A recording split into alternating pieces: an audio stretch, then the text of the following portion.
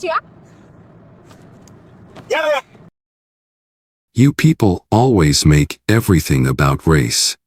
That's what she said. And then she slapped him. A white flight attendant. A black CEO. 33,000 feet in the air. And in less than 10 minutes, the entire airline that employed her would begin to collapse. Publicly, financially, and irrevocably. Andre Caldwell didn't ask for any of this. He didn't come to start a movement or spark outrage. He boarded EagleJet Flight 227 from Seattle to Miami to deliver a keynote about medical equity in underserved communities. That's it. Just another business trip for the founder of Next Pharmasystems, one of the fastest-growing biotech firms in the country. The man had spent his career solving problems others ignored. Creating affordable medications for low-income families. Saving lives, quietly. But the sky that morning had other plans. The moment her hand connected with his face, time seemed to stall. The first-class cabin went silent. Every phone lifted, lenses blinking red. The slap wasn't loud, but it was clear. It echoed not just through the cabin, but across America within minutes, on TikTok, Twitter, CNN. Because what happened on that flight wasn't an isolated incident. It was the final straw in a long pattern of microaggressions, dismissive tones, and mistaken assumptions. This wasn't just about one flight. This was a black story, the kind we rarely hear in full, because it makes people uncomfortable. Andre could have stayed quiet. Many in his position have. But that day, he chose to stand his ground. If you've ever been told to lower your voice, to be less sensitive, or to let it go, this story is for you. And if you've ever wondered whether standing up really changes anything, stick around. You're about to see what happens when one man decides enough is enough. Hit like if you believe dignity shouldn't be negotiable. Subscribe for more black stories that uncover truth where others look away. Let's begin. Andre Caldwell was never supposed to make it this far. He was born in Detroit, Michigan, on a rainy Wednesday in April. His mother was just 19. His father, a name he never knew, had disappeared before the ink on his birth certificate dried. At 3 months old, Andre entered the foster care system. By 13, he had lived in 6 different homes, each one a lesson in resilience, silence, and survival. He wasn't the loudest kid in the room, but he listened. He watched. He learned. Teachers described him as quiet but sharp. Social workers called him promising. But promise only gets you so far in a world built on privilege. Andre's real breakthrough came in high school when a chemistry teacher named Mr. Landers handed him a microscope and said, "Show me something no one else sees." That simple challenge ignited something in Andre. He started spending lunch periods in the lab, staying after school to read scientific journals no one else touched. By senior year, he had secured a full-ride scholarship to MIT. For the first time, the world began to see what he already knew. He was built for more. At MIT, he majored in bioengineering and minored in public health. But it wasn't just the science that interested him. It was the question, why did cutting-edge treatments only reach the wealthiest zip codes? Why were working-class families like the ones who raised him, left behind? After graduating with honors, Andre spent 7 years working for major pharmaceutical companies. He learned the system, inside and out. Then, at age 32, he walked away and founded Next Pharmasystems from a 1-bedroom apartment in Atlanta. His mission was simple: affordable medicine, scalable solutions, and accessibility for all. Within 5 years, his company had secured $160 million in funding and was distributing life-saving medication to over 40 countries. He made Forbes' 40 under 40 list, but never lost his grounding. Andre Caldwell didn't grow up with privilege, but he earned his place at every table he sat at. Every boardroom, every stage, every flight. So when someone looked at him and questioned whether he belonged in first class, they weren't just questioning his seat, they were questioning his story. And this story was far from over. It began, like it often does, with a pause. Andre arrived at Seattle-Tacoma International Airport 2 hours before his flight. Dressed in a tailored navy blue suit, carrying a slim black briefcase, and wearing the calm focus of a man with places to be, he walked directly to the first-class check-in counter for EagleJet. The agent on duty was a tall man in his early 40s. His name tag read, T. Hoffman. He smiled warmly at the older white couple ahead of Andre, commenting on their vacation in Napa and offering directions to the lounge with a light-hearted tone. Then Andre stepped forward. The smile dropped, subtly, but noticeably. The posture stiffened. "First class?" Hoffman asked, his tone suddenly clipped. Andre nodded, offering his boarding confirmation on his phone and his government-issued ID. Hoffman took both, held them longer than necessary. His eyes moved from the ID to Andre's face, back again. Once. Twice. Then a third time. No words spoken, just a quiet suggestion in the air that something didn't line up. Andre said nothing. This wasn't his first time feeling it. The unspoken suspicion that he had somehow wandered into the wrong line. That perhaps the suit was rented. The ticket gifted. That success, on him, looked out of place. "How did you acquire this fare?" Hoffman finally asked, fingers still holding the ID. Andre didn't flinch. "I purchased it. Like everyone else." A pause. "Right," Hoffman said, tapping keys slowly. "Boarding is at gate C7. You may proceed." No smile. No welcome. No lounge directions. Just dismissal. As Andre turned to walk away, the next passenger, an older man in a golf polo and khakis, stepped forward. Hoffman lit up again. "Hey, welcome back, sir. Pebble Beach this time? Looks like you got the same suite as last trip." Andre heard it all as he walked away. In the first-class lounge, things weren't much different. He sat in the far corner, sipping water from a glass tumbler, catching brief glances from others in the room. Glances that tried to be subtle but weren't. Eyes that flicked to his wristwatch, to his shoes, then back to their phones. It wasn't overt. It never is. But for people like Andre, that doesn't make it less real. In fact, the subtlety is part of the wound. Because it tells you that your presence is tolerated, but never expected. As Andre stepped onto EagleJet Flight 227, the familiar scent of airline air and leather seats hit him with a quiet thud. It wasn't his first time flying first class. It wasn't even his first time on this aircraft model. But the moment he crossed the threshold into the cabin, the atmosphere shifted. Emily Darden stood at the door, perfectly poised, wearing the crisp navy uniform of EagleJet's senior flight attendants. Blonde hair in a bun, smile rehearsed. She greeted the passenger ahead of Andre with a friendly, "Welcome aboard, Mr. Keller," along with a light touch on the forearm. Then she looked at Andre. Her smile didn't vanish, it simply paused. Her eyes scanned his face, then his suit, then his boarding pass, still unread. She didn't say his name. "Boarding pass, please," she said. No warmth. No acknowledgement. Just an instruction. Andre handed her the pass and his ID without a word. She stared at it longer than necessary, then glanced back up. Seat 2A. She didn't say, "Enjoy your flight." She didn't offer to help with his carry-on. She simply turned and gestured to the cabin with a neutral, "You can go ahead." Andre nodded and stepped inside. 2 rows of wide leather seats arranged in pairs. A man in seat 2B looked up from his tablet. White, late 50s, expensive watch, firm jawline. He gave Andre a brief nod, acknowledgement without interest. Andre placed his briefcase in the overhead bin and sat down. Across the aisle, another flight attendant, Rick Matson, was engaging in animated conversation with a white couple in row 1. "We've got the Merlot you like, Mr. Daniels. Want a glass before we take off?" "Only if you're pouring it," the man replied, laughing. Rick chuckled and reached for the bottle. He didn't even glance in Andre's direction. From seat 3A, a woman, black, early 40s, natural curls and confidence, watched quietly. Her name was Jordan Ellis, VP of branding at a major media firm. She caught Andre's eye, offered a small smile. First time on Eagle Jet? She asked, her voice low but kind. Andre nodded.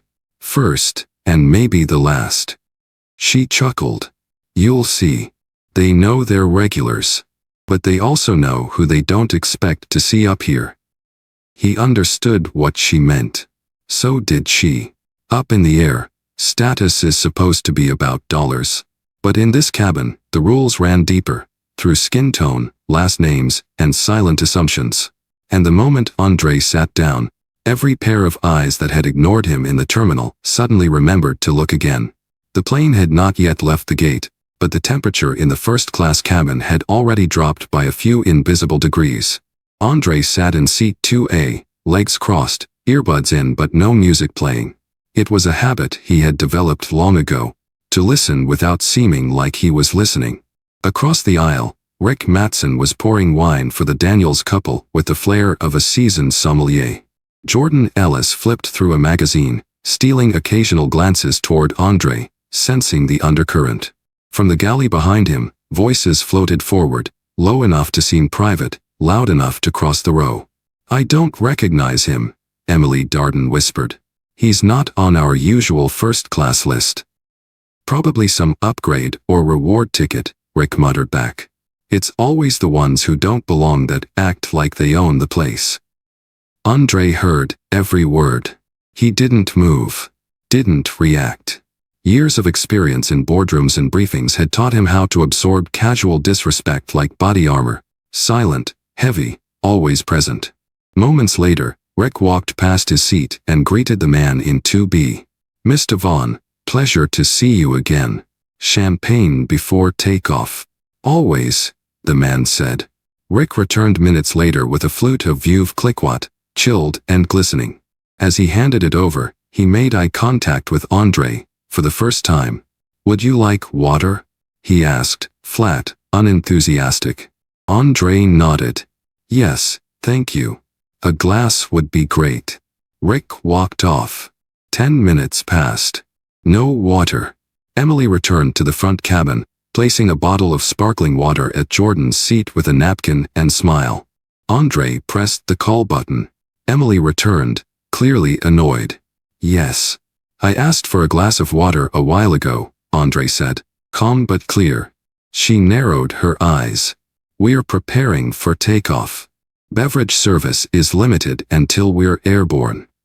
Andre looked down at the half-empty glass of wine at the seat across the aisle. I understand. Just thought, since others had been served. Those were handled before the final boarding call, she replied.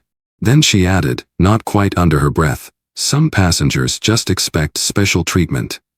Jordan heard it too. She straightened in her seat but said nothing. For now. Andre adjusted his cuff, stared out the window. It was subtle. It was quiet. But for people like him, it was also relentless. Cruising, altitude. Seatbelt sign off. The air in the cabin felt thin, even though the aircraft was pressurized. Andre had sat still long enough. The water never came. He pressed the call button again. This time, Emily responded, not Rick. She walked over with clipped steps and a face that looked more like a warning than a welcome. Yes? She asked, voice sharp. Andre looked up, measured but steady. I requested a glass of water before takeoff. I'm just following up. Emily exhaled through her nose. We're in the middle of meal prep, sir. You'll get water with service. He glanced around. A row ahead, Mr. Vaughn was sipping champagne and enjoying a small dish of almonds. Jordan Ellis already had her sparkling water and headphones in. I understand, Andre said. But I'm only asking for what others are already receiving. Her eyes narrowed. You need to watch your tone. Andre paused. His voice hadn't changed. His words hadn't shifted. But the accusation was familiar. That word, tone. The coded language of control. A weapon disguised as etiquette. Jordan turned in her seat. I've been listening. He's not being disrespectful, she said. Emily ignored her. Sir, if you have a complaint, I can escalate it. Andre nodded slowly. Then please do. Behind him, someone began recording. Across the aisle, Mr. Vaughn muttered, always playing the victim card. Andre turned to him, still seated. Asking for equal treatment isn't playing a card. Emily stepped between them. That's enough, she snapped. No, Andre said firmly, rising from his seat. What's enough is being disrespected at every stage of this flight. From the gate to this cabin. Her eyes flashed. In one motion, faster than anyone expected, Emily's hand swung. The crack of the slap echoed through the cabin like a gunshot. Andre's head turned slightly from the force. He did not stagger. He did not retaliate. But the room stopped breathing. Phones came up. Gasps followed. Jordan stood up. You just assaulted him. On camera. Rick appeared from the galley, wide-eyed. Andre stood motionless, his cheek burning, voice low. Get the captain. Now. Emily's hand was still trembling. Her face went pale. Realization was catching up to her mouth. And somewhere in the cabin, a voice whispered, she really just did that. It took exactly 10 minutes for the first clip to hit Twitter. It took another 2-4 hashtags slapped while black to trend. And before the plane even began its descent, the world had already taken flight. By the time EagleJet Flight 227 began its descent into Miami, the world below already knew what had happened above. It started with a single 47-second video posted by a passenger in seat 3C. Captioned, only, she slapped him. First class. EagleJet. The clip was raw, shaky, and undeniable. Andre's calm, the sharp sound of the slap, and the stunned silence that followed. It was all there. Within minutes, the video spread like a spark in dry brush. On Twitter, it hit 1 million views before the plane even touched down. On TikTok, it had 3 million. On Instagram, news pages reposted it with bold titles, Black CEO assaulted mid-flight, EagleJet in turbulence after racist altercation. The hashtag slapped while black hit #1 within the hour. And soon after, a new one emerged, hashtag justice for Andre. By the time Andre stepped off the plane, there were cameras waiting near the gate. Local news crews had rushed to the terminal. Security escorted him quietly through a private exit, but the image of him walking, composed, dignified, with a red mark still visible on his cheek, would soon circle every major news site. EagleJet's PR team was blindsided. At corporate headquarters in Dallas, phones rang non-stop. The executives scrambled. An emergency meeting was called within 30 minutes of the video going viral. But the damage was already growing. Cable news anchors debated the incident in prime time. Civil rights attorneys gave interviews about accountability in air travel. Influencers, celebrities, business leaders, all weighed in. Zoe Franklin, a media mogul with over 18 million followers, tweeted, Andre Caldwell saved my mom's life with an affordable drug his company created. And this is how we treat him. Shame on EagleJet. Corporations began to pull back. Global MedTech, a major client of EagleJet, released a statement. We are reviewing our corporate travel policies following the disturbing incident involving Mr. Caldwell. Andre's own communications team remained silent, on purpose. He had instructed them not to respond until the facts were laid out and the moment felt intentional. But the public, they weren't waiting. They demanded answers. And while executives at EagleJet tried to spin the narrative, America was already rewriting it. What had been a private act of humiliation had become a public reckoning. And the question now wasn't, what happened? It was, what are we going to do about it? Andre Caldwell sat at a long conference table inside a private meeting suite at a hotel in downtown Miami. It was less than 24 hours since the slap that rocked the country, and EagleJet had already sent a legal team. They didn't waste time. The airline's lead counsel, a polished man in a gray suit named Charles Dunn, slid a folder across the table. Inside was a proposed settlement, 8 figures, tax-protected, with a lifetime of free first-class flights. No admission of wrongdoing. A strict non-disclosure agreement. Andre didn't touch the folder. "We're offering this as a gesture of goodwill," Dunn said. "We'd like to resolve this quietly, for everyone's benefit." Andre looked at him, unblinking. "Everyone's benefit? Or just yours?" Dunn cleared his throat. "Mr. Caldwell, we understand how upsetting this situation was. But the faster we contain the narrative, the better it is for your reputation and ours." Andre sat back in his chair. He wasn't angry. He wasn't even surprised. This was the playbook. Silence the story, settle the damage, protect the brand. But Andre wasn't playing that game. "I don't take hush money," he said. Calm. Clear. Final. The room went silent. He stood, buttoned his jacket, and glanced at his team. Jordan Ellis, now by his side, and his communications director, Marcus Tillman. "Let's go." That afternoon, Andre held a press conference on the steps of the courthouse in Miami.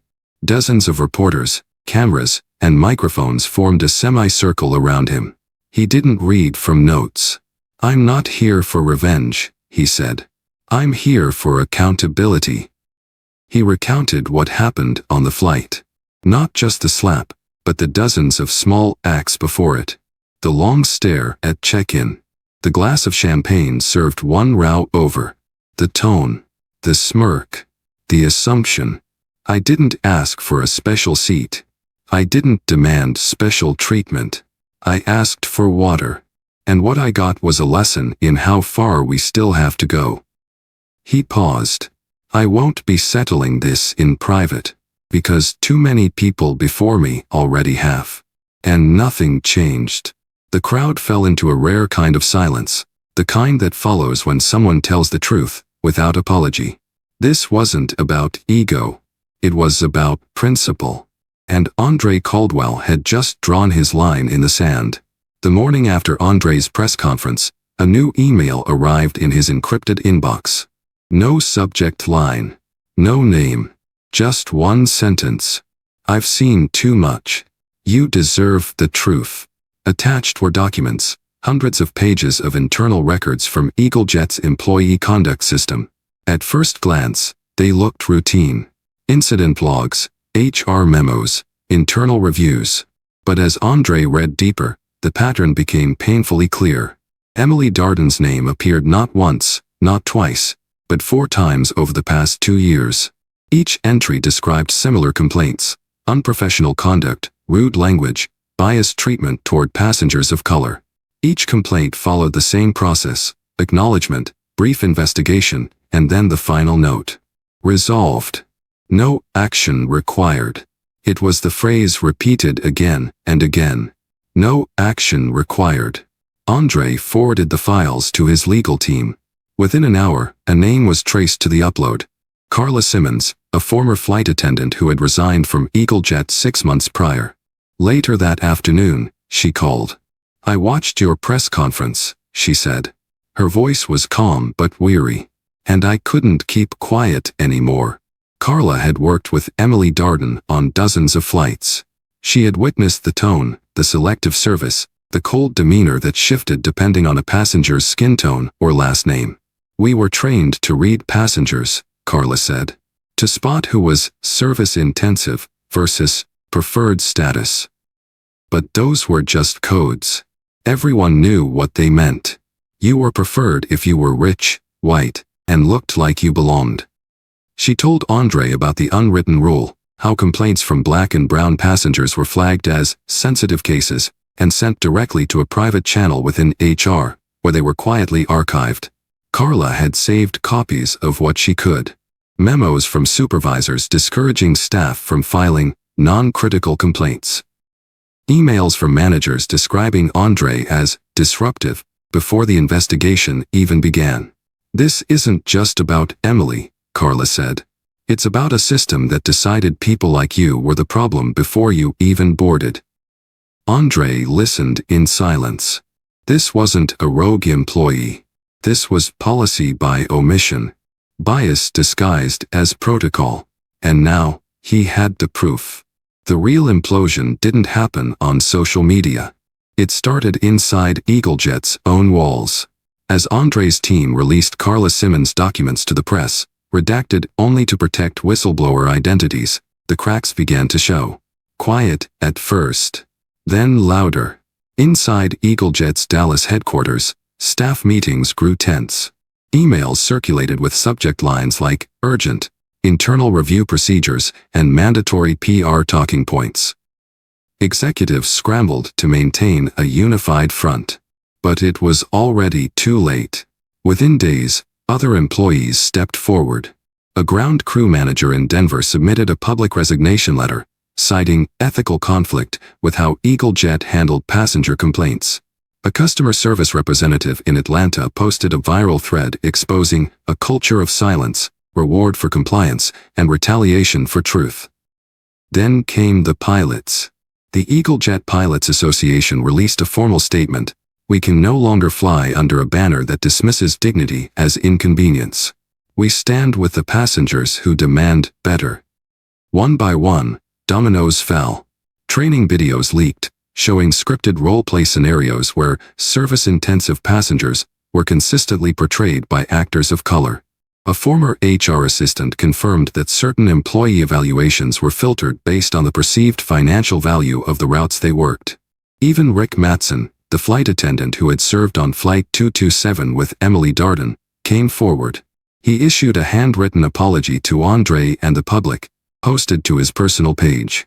I was part of a culture that excused bad behavior because it was easier than confronting it, he wrote. That stops now. Inside the company, trust eroded. Productivity plummeted. Entire departments began calling out, resigning, leaking more files. EagleJet CEO, Randall Pierce, was summoned by the board for an emergency session. When he walked in, he was greeted not with strategy updates, but with a termination letter. By then, damage control was impossible.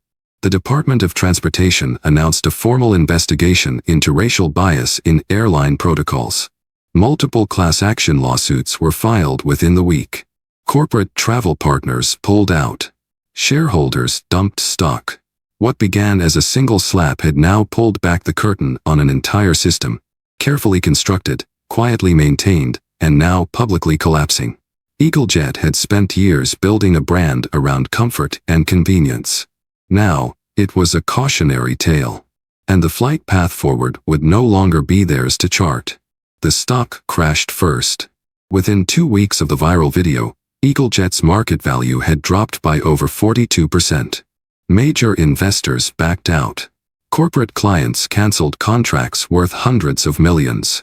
What had once been the third largest domestic carrier was now on life support, hemorrhaging both money and trust. Next came the lawsuits. A growing coalition of passengers, most of them people of color, filed a sweeping class action. Each story mirrored the next. Overlooked service, dismissive language, arbitrary security checks, downgraded seats, and complaints that mysteriously disappeared. Then came the regulators. The Department of Transportation and the Equal Employment Opportunity Commission opened parallel investigations into EagleJet's hiring practices, training standards, and incident resolution protocols. Inquiries expanded to explore whether federal funds had supported discriminatory operations. They had. The blowback reached executives, too. The newly appointed interim CEO resigned within 6 days. Several board members followed. Others, trying to salvage what remained, approached Andre directly. They offered him a seat on the board. Control of company culture reform. A blank check to help shape the new EagleJet. Andre declined. I'm not here to fix your image, he told them. I'm here to change the standard. Instead, he joined forces with an independent oversight committee, formed by civil rights attorneys, aviation experts, and grassroots organizers, to propose legislation that would enforce transparent reporting of customer discrimination claims across the entire airline industry. In the middle of it all, Andre received another offer. One of EagleJet's regional competitors wanted to sell him several key routes at a discount. Strategic airspace. Profitable destinations. Prime opportunity. Again, he declined. I'm not in this to benefit from someone else's collapse, he said. The media called it principled. His team called it consistent. But Andre sighed for what it was, a refusal to profit from pain. For Eagle Jet, there would be no redemption arc. No graceful comeback. What they lost wasn't just money. They lost something far more difficult to recover. Public trust. And the lesson was clear. When you build a business on exclusion, when your systems reward silence over accountability, when you mistake image for integrity, eventually the cost comes due. Eagle Jet didn't fall because of a single mistake. They fell because that mistake revealed the truth. And in a world that finally decided to look, the truth was more than enough. Equality is not a luxury seat. It is not something granted when convenient or when the optics are good. It is a right, basic, unshakable, and non-negotiable. Andre Caldwell didn't set out to be a symbol. He didn't ask to be the face of a national reckoning. He asked for water. He asked for respect. He asked for what should have been automatic, to be treated like every other passenger. But when he was met with silence, bias, and eventually violence, he didn't retreat. He stood. And in doing so, he held up a mirror to an entire industry, and to a society still learning what it means to treat all people with dignity, not just the ones that fit a certain image. This story is not just about a flight. It's not even just about an airline. It's about how systems protect themselves at the expense of the people they're supposed to serve. It's about what happens when the silent majority finds its voice. It's about every person who has ever been told to sit down, to stop making waves, to keep their tone in check. Because sometimes, the most radical thing you can do is ask for what you deserve, and refuse to settle for less. So now, we ask you, have you ever experienced subtle disrespect that others shrugged off? Have you ever had to swallow your voice just to keep the peace? If this story spoke to something in you, like it did for so many, take a moment right now. Like this video. Share it with someone who needs to hear it. And subscribe for more Black stories that speak truth with purpose. Because dignity doesn't ask for permission. And neither should you.